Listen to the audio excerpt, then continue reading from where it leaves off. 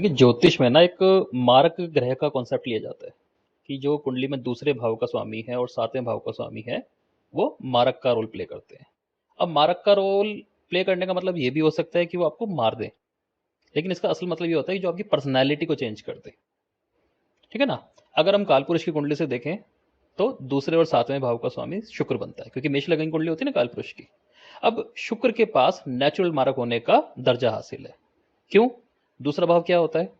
Family होती है, पैसा होता है, खाना होता है। व्यक्ति जो सबसे पहला पाप करता है ना वो इन वजहों से करता है। उसके बाद सप्तम भाव, वासना, इसकी वजह से भी व्यक्ति पाप करता है, और ये दोनों शुक्र के अंडर में आ जाते हैं। ठीक है ना। इसलिए कुंडली में शुक्र जहां भी बैठा है ना, वहां अपना नेचुरल मारक प्रभाव तो लेके बैठा होगा। और जो हमारे समाज में एक रूल चलता है ना, पहले से सजेस्ट किया जाता है कि आप पराई स्त्री से दूर रहें।